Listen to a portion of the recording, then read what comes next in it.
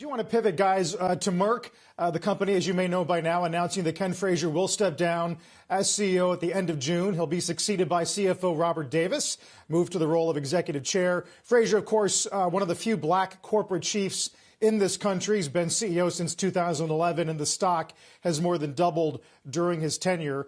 Jim, I know you're a fan. They do guide higher this morning as well.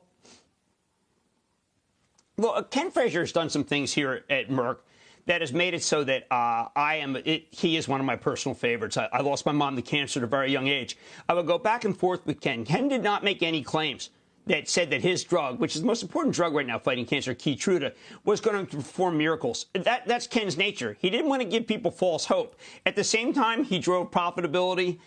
He is leaving the company, well, he's stepping up, in very good hands with a CFO. But, Carl, it takes a great deal out of a CEO to not make claims. And when you're talking about people's health, and those of us who have lost loved ones to cancer, all we ever want to hear is truth. We want to hear trust. Ken Frazier, he represents trust. Second day in a row, Jim, after Bezos, where we're seeing a CEO leave but remain executive chair. And there's some discussion this morning about what that means for the incoming CEOs, how much of they have someone looking over their shoulder, at least in the early days. Is that a healthy trend? I think it is. I mean, you have some CEOs who just say, see you later. I mean, one of the things I loved about Dave Cote when he retired at Honeywell, I went to a retirement dinner, and there was Darius Adamczyk, and he said to Darius, hey, see you later. And look at the job that Darius has done at Honeywell. But some people like to be able to be consulted with. I also, in this era where we're so worried about CEOs who leave, when you hear that executive chairman, what it says is, listen, there's absolutely nothing going on other than the fact of an excellent transition. And that matters greatly because we're not sitting here right now discussing whether anything happened with Ken Frazier. What we're saying is, wow, you know what? He's moving on. Jeff Bezos moving on. And we know that because they took the executive chairman role. So I always feel very confident when I hear it. I love Ken. Many of us love Ken because we know that Ken is a person who stands for conscience.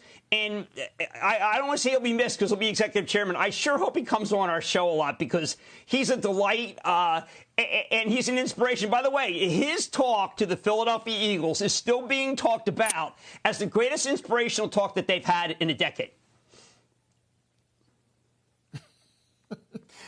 Take a listen. I think we have a bit of sound here of Frazier. Is this from this morning on the call? Let's hear what he said. It has been a distinct honor and privilege to serve this great company as its CEO over the past decade. I thank all of my Merck colleagues for their extraordinary support throughout this period. We are making this leadership change secure in the knowledge that Merck has the elements in place for a strong future of scientific innovation and profitable growth. Rob Davis is well prepared and well suited to help Merck capitalize on the many exciting opportunities before it, as well as to take on the challenges that lie ahead.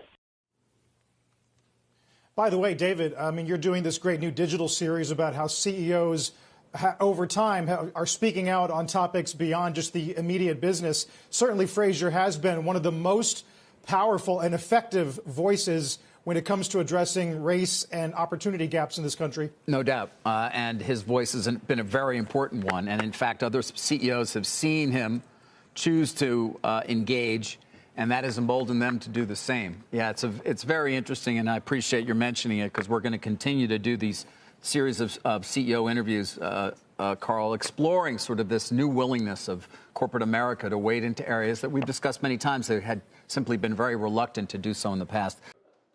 Shepard Smith here. Thanks for watching CNBC on YouTube.